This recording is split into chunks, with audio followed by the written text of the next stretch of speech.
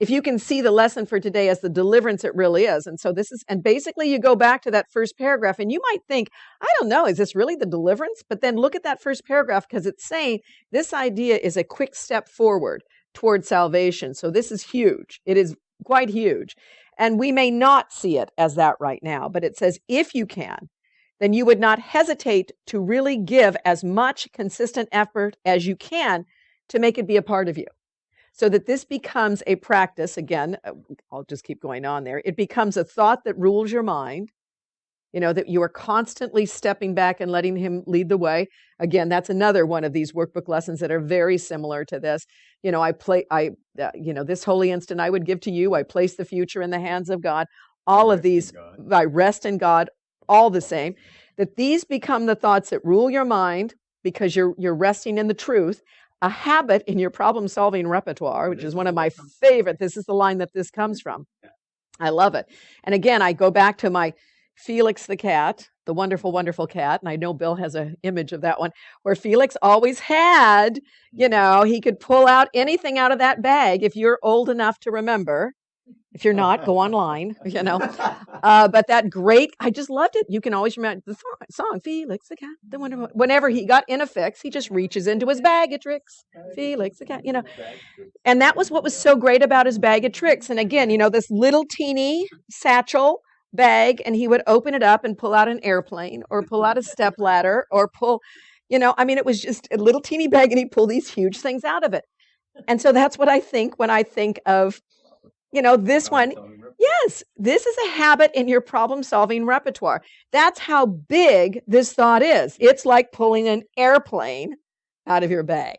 It's huge in what it can do for us. And it says a way of quick reaction to temptation. You extend your learning. By doing so, you extend your learning to the world. Again, this is said how many times in this thing? This is probably said at least 5 times within this lesson, how important this is for you to do for the world, for the world, for the world. And we're all going, I need to vote. I need to go on a peace march. I need to reformat the financial system. And all of these things may be very important, but not if your mind's a mess. Not if your mind's a mess. Not going to do much. We may reform and we'll just get the same stuff we've always had. We need to reform our minds if we're going to make a lasting effect. And as you learn to see salvation in all things, so will the world perceive that it is saved, meaning that every one of these things, again, reforming the financial system, financial crisis, world problems. What this is saying is we see salvation in all things. Look at the 7th line, because I know we're running out of time here. Look at this. What worry can beset, look at this line, number 7. What worry can beset the one who gives his future to the loving hands of God? What can he suffer? What can cause him pain or bring experience of loss to him? What can he fear? And what can he regret? Regret, I said that again. What can he regard except with love? For he who has escaped all fear of future pain has found his way to present peace and certainty of care the world can never threaten.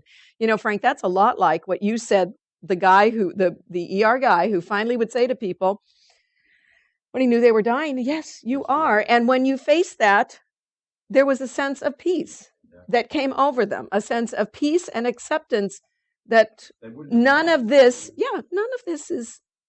is that important, except they did go through their 3 stages kind of grief, if you will. Their 3 stages of transformation, which probably was good for them to go through. But let's not wait upon death to look at our lives. But I just want to mention this. I think it's very important. We all, doctors often say, look at yourself. Women and men both. For testicular cancer, they would say, men, fondle your balls. Check them out. When you have a lump. Ladies, feel your breasts. And that was probably the hardest thing for women to do and for men to do. I know it. You're laughing back there. But I'm just saying, check it out. check it out. You need to look at these things. You need to check it out. And they said that's one thing that men don't like to, and women don't want to do either. Now we're learning we need to be aware of our bodies. If we're not going to look, who is? Well, Bill. But anyway, okay, I'm done. Anyway, but the point of it is we need to look before the end. Or look at your end. I don't know. For he who has escaped all fear of, okay, let's forget that, future pain, has found the way to present peace and certainty of care the world can never threaten. He is sure that his perception, and this is so great, may be faulty. It's constantly faulty, but will never lack correction. We make mistakes all the time. Our perception is faulty, but we have the ability to correct it. Good for you. There you go. Mindfulness training people needed was that sentence. That's what the mindfulness people needed was that sentence. Yes, our perceptions are faulty, but they never lack correction. We have help. He is free to choose again when he has been deceived, to change his mind when he has made mistakes. Nothing is unforgivable. Nothing is beyond correction, and you're never too old to make the correction. Never too old. We can do it at any place, at any point in time. That's what is said here. You know, even if it's upon death, seeming death, which is not an end, by the way, but just a transformation to the next experience. It said, place then your future in the hands of God, for thus you call the memory of him to come again, replacing all your thoughts of sin and evil with the truth of love. Again, there it is. All these issues we have, again, for people going through mindfulness, when those things come up, that darkness comes up, they believe they are this. They are not. It is coming up so that it can be expelled and released. Why? By replacing all your thoughts of sin and evil with the truth of love. When these things come up, don't go, oh, look how awful I am. Move to the truth. Move to the truth. It's like looking at something and going, ooh, look at that awful thing there, and keep picking at your scab.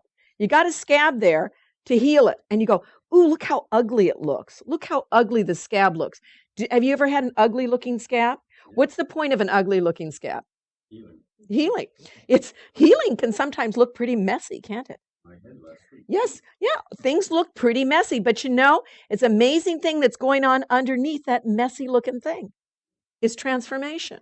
It may not look pretty, but when it falls off, and when the scab falls off, how does it look underneath?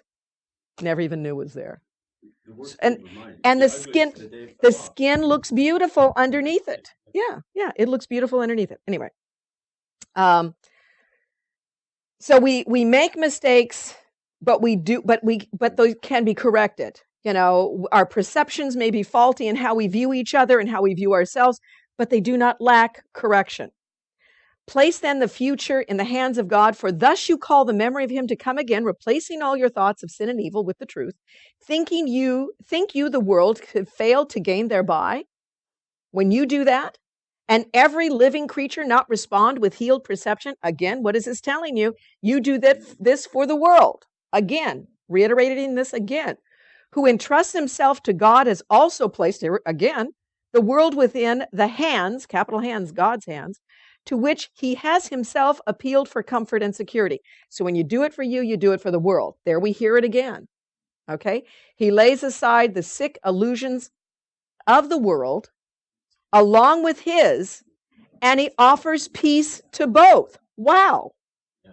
So see, this is not a lesson just about you, but how interconnected you are. You know, the butterfly effect, you know what that is, right?